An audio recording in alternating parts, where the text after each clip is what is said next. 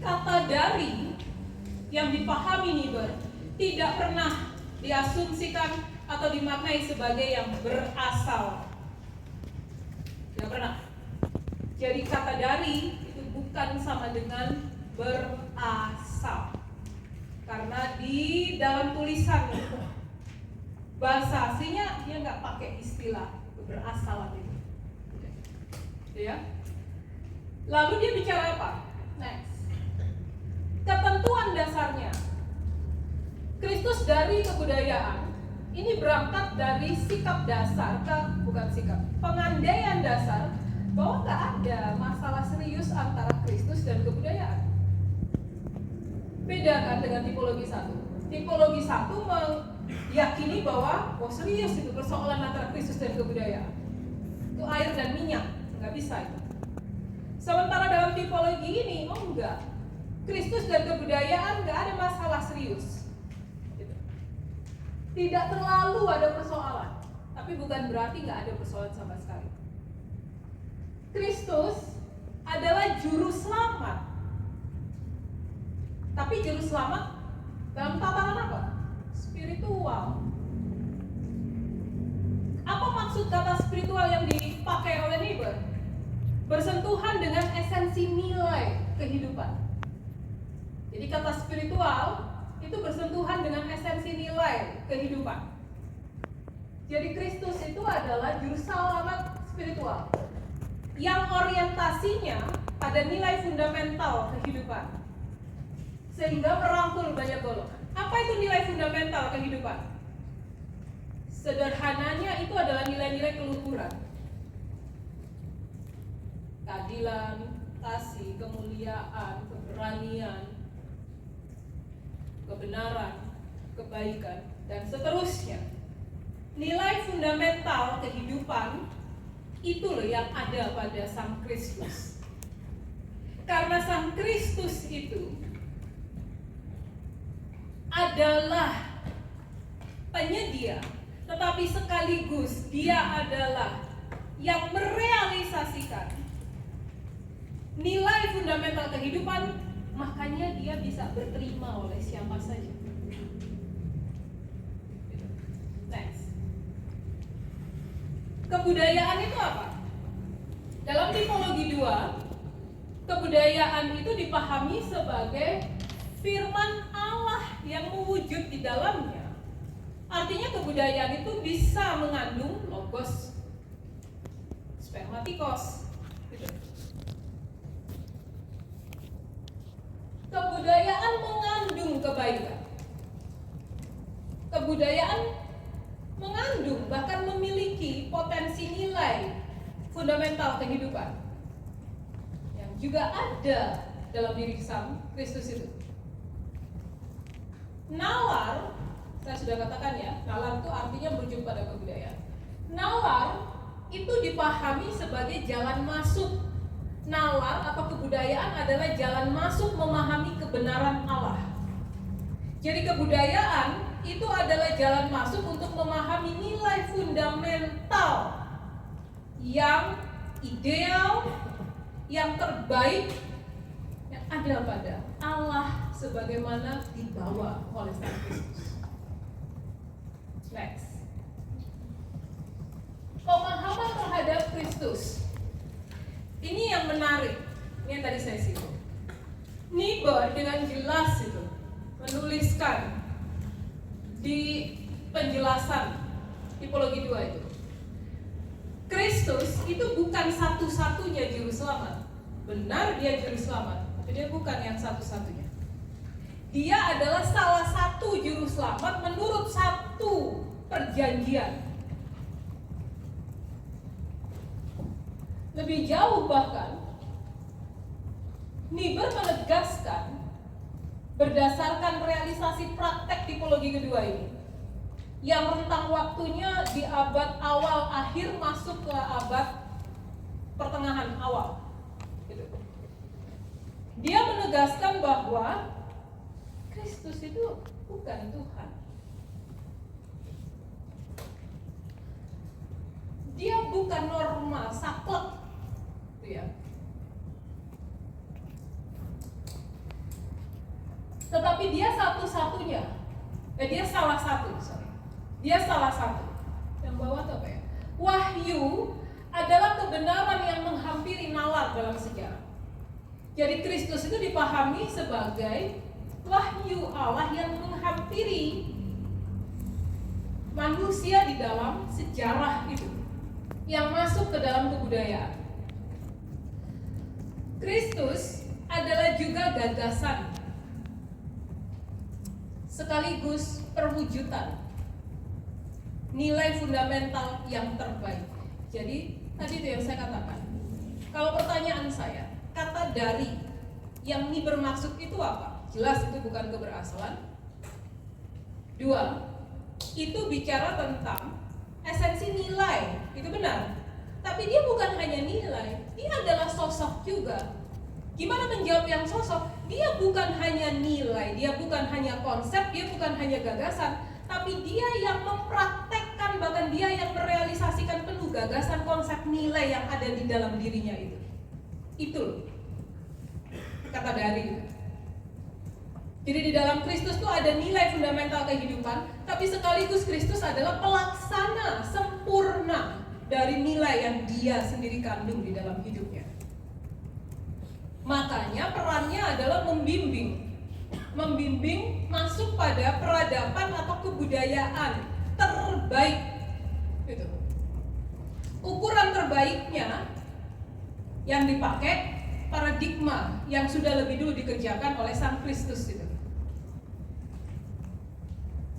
Dia dipahami juga sebagai imam sekaligus nabi. Imam itu berarti urusannya dengan Allah vertikal, karena dia mengharapkan anugerah. Nabi itu urusannya horizontal dengan umat. Ini bicara karya. Yang terakhir, Kristus itu menghidupi atau menghadirkan kekekalan Allah di dalam kekinian. Jadi Sang Kristus itu menghadirkan kekekalan itu di dalam kekinian. Dan bukan hanya menghadirkan, dia itu adalah kekekalan itu sendiri yang datang dalam kekinian. Next. Apa yang dikerjakan apa yang dikerjakan Kristus? Apa yang dikerjakan Kristus dalam sosok manusia Yesus itu? Dua hal. Liber mendata. Satu, misi utama yang Kristus dalam manusia Yesus lakukan itu adalah menegaskan kembali kebenaran yang sebenarnya sudah ada di dalam Yudaisme. Apa itu? Bahwa Allah itu yang utama. Yudaisme itu memiliki penghayatan bahwa Allah itu yang utama, tapi dalam prakteknya digeser Allah itu, diganti dengan ahli-ahli Taurat, diganti dengan orang-orang Farisi dan seterusnya. Yesus mengkritik dalam rangka menyadarkan mereka, loh konsepmu udah benar, praktekmu ngawur. Dan bukan hanya untuk Yudaisme sebenarnya, ini untuk semua masyarakat pada saat itu. Bahwa yang utama itu Allah, bukan juga dirinya. Sembari dia menegaskan apa itu pemerintahan Allah, apa itu kerajaan Allah. Yang kedua, yang dia lakukan, dia menegaskan tentang konsep keluhuran, moral di situ baca keluhuran. Dia menegaskan tentang konsep keluhuran, nilai fundamental kehidupan itu, yang sifatnya berlaku menyeluruh kepada masyarakat. Berlaku menyeluruh kepada masyarakat. Jadi ini bukan hanya bicara masyarakat A, komunitas B, komunitas C, bukan. Ini bicara semua manusia. Makanya gak heran kisah-kisahnya dia kemudian mengkritisi kan, ketika ada pembedaan terhadap perempuan, ketika ada pembedaan terhadap orang yang punya pekerjaan seperti Sakeus, seperti Matius, seperti siapa lagi. Dia mengkritisi karena yang dia mau katakan adalah nilai fundamental hidup itu kepentingannya adalah untuk semua manusia, regardless apapun latar mereka. Sehingga keutamaannya adalah memastikan kehidupan manusia atau masyarakat yang damai, yang adil. bukan komunitas A yang penuh keadilan, komunitas B bodoh amat, bukan. Semua. Gitu. Dan untuk bisa mencapai perwujudan nilai fundamental hidup, gak bisa enggak, itu harus direalisasikan dalam keseharian. Makanya sampai di sini dia menggunakan pemikiran Ritzel atau Clement ya, yang mengkritik gitu. Mengkritik praktek-praktek asketisme, praktek-praktek kebiaraan. Karena bagi Niebuhr, pengikut Kristus sejati tidak boleh mengalienasi diri dari keseharian hidup. Karena Sang Kristus datang justru untuk melibatkan diri dalam keseharian hidup manusia, bukan untuk hidup di ruangan yang steril dari perjumpaan dengan manusia apapun. Gitu. Next. Sikap terhadap kebudayaannya apa? Menerima. Menerima kebudayaan sebagai yang mengandung kebaikan. Kata menerima di situ bisa diganti dengan mengakui. Jadi tipologi 2 ini mengakui bahwa kebudayaan mengandung kebaikan, beda dengan tipologi 1. Lihat perbedaannya, ya. Tetapi di saat bersamaan, ini yang penting, ini menegaskan kata dari. Dia mengoptimalkan nilai kebudayaan sampai pada esensi nilai kebudayaan yang ada dan terrealisasikan dalam Kristus. Sehingga hasilnya sikap ini bermuara pada apa? Dialektika. Dialektika antara kebudayaan dan Kristus itu sendiri. Saya kasih contoh begini. Anggaplah ruang Tan-Ik-Hai ini adalah kebudayaan. Jelas ya? Ruangan ini adalah kebudayaan. Kelas ini adalah kebudayaan. Kalian saya itu di luar kelas ini. Kalian dan saya itu pengikut-pengikut Kristus. Ruang ini sebelumnya belum kita masuki. Sikap tipologi kedua di Kristus dari kebudayaan itu adalah sikap yang kita mengakui dalam ruangan ini ada nilai-nilai fundamental kehidupan yang bermanfaat untuk kita dalam keseharian. Ruangan ini punya kandungan nilai fundamental kehidupan yang bermanfaat bagi kita dalam keseharian kita. Sehingga kita masuk ke ruangan ini. Kita masuk lalu kita menghidupi nilai fundamental yang dimiliki oleh ruangan ini. Ruangan ini adalah kebudayaan. Apa nilai fundamental kehidupan yang dikandung dalam ruangan ini? Menghindarkan kita dari teriknya panas yang ampun-ampun itu, sehingga kita nggak akan gosong. Lalu karena ada fasilitas AC, kita bisa mendapat kesejukan, nyaman. Lalu kita bisa duduk dengan selamat. Karena ada fasilitas LCD, kita bisa melihat materi yang ditampilkan, kita bisa belajar. Jelas? Ini kebudayaan. Kelas ini adalah kebudayaan yang punya nilai fundamental kehidupan. Apa wujud nilai fundamental kehidupannya? Tadi yang saya contohkan. Ada AC, menghindarkan kita dari panas, kita bisa duduk, kita bisa bekerja, kita bisa belajar. Jelas? Itu yang dimaksud sebagai menerima kebudayaan sebagai yang mengandung kebaikan.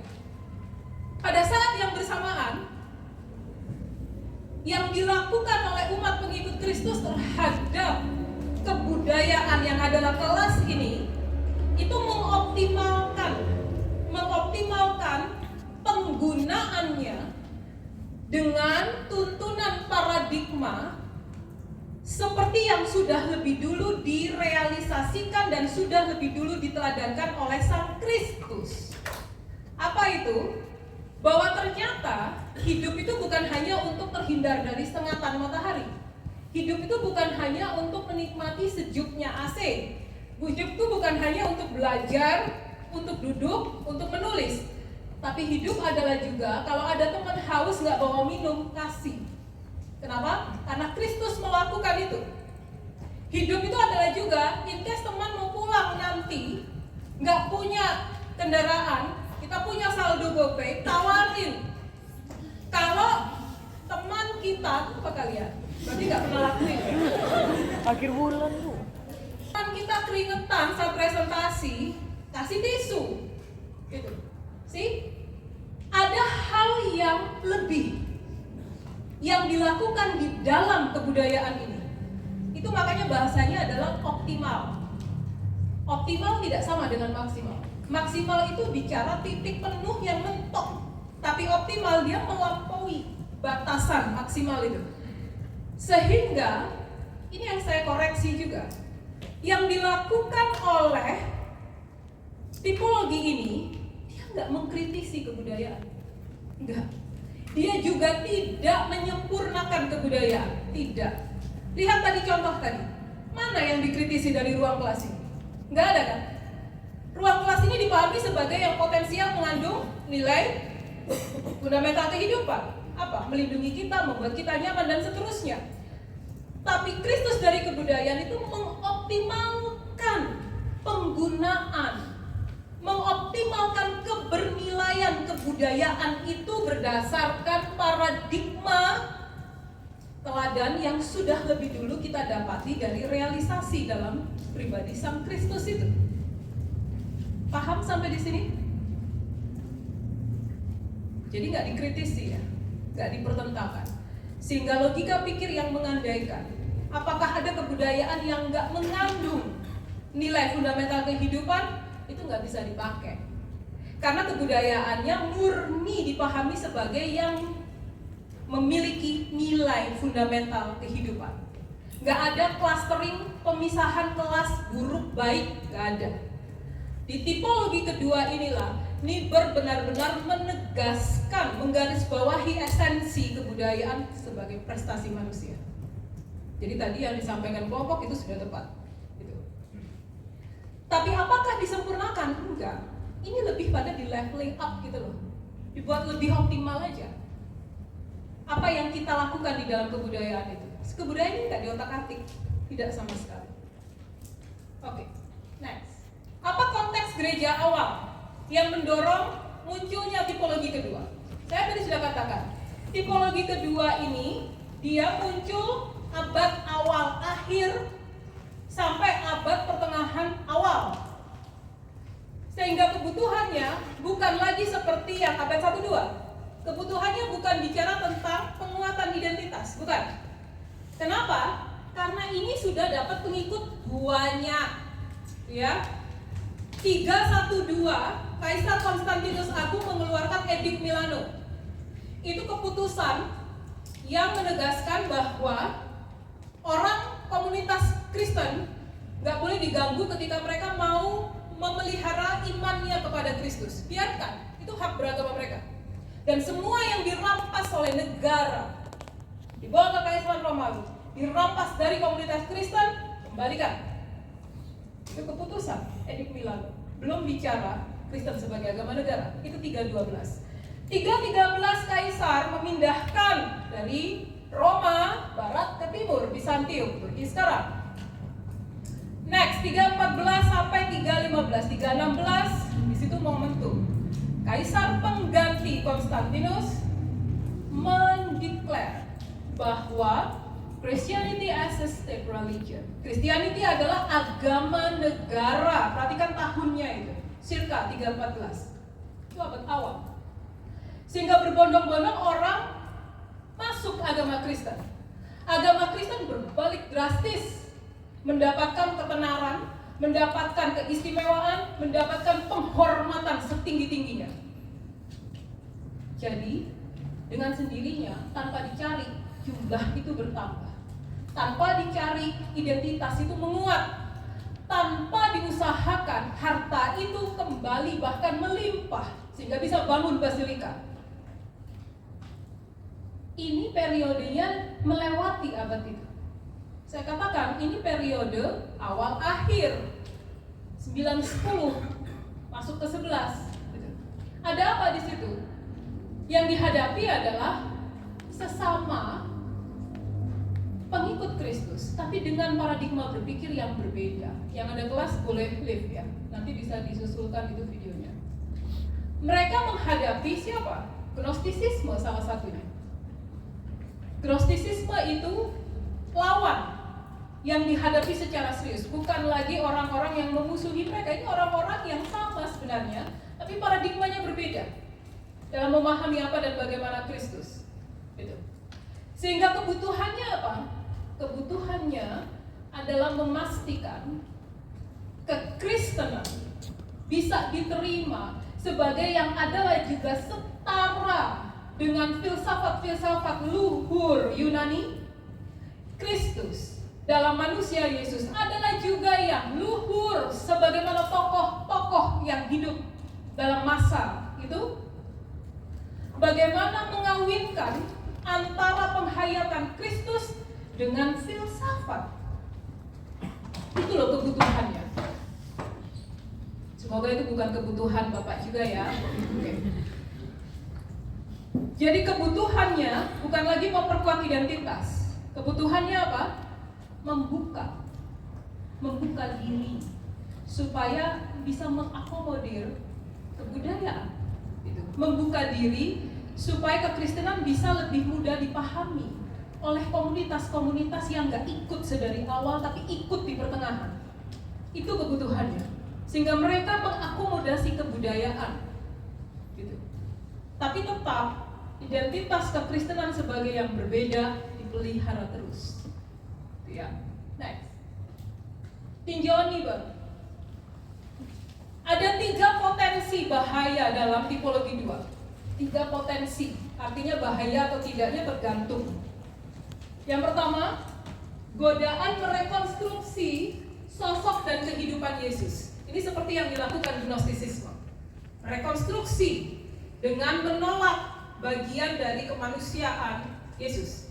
Karena yang ilahi dan manusia nggak mungkin bersatu. Kecenderungan memisahkan nalar dan wahyu.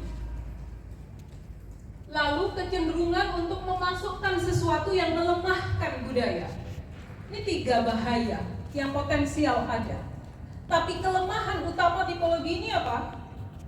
Lalai menyadari bahwa Kristus tidak sepenuhnya bagian dari kebudayaan. Kristus bisa berdialog dengan kebudayaan dia, tapi dia bukan sepenuhnya bagian dari kebudayaan.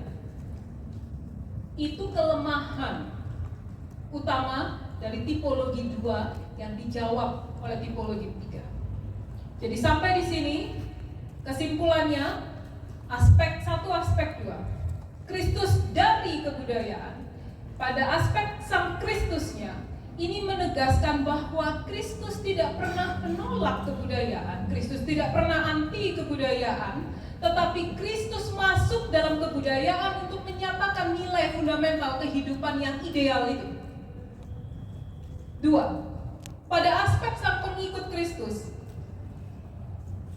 kebudayaan dan iman kekristenan itu didialogkan. Sehingga orang bisa setia tetap kepada Kristus, tetapi orang tidak perlu membelakangi kebudayaan ketika dia setia kepada Kristus. Kenapa? Karena kebudayaan itu sebenarnya semuanya mengandung esensi nilai fundamental kehidupan. Karena alamnya mereka bukan lagi dilawan kan, alamnya banyak orang ngikutin kekristenan. Gitu.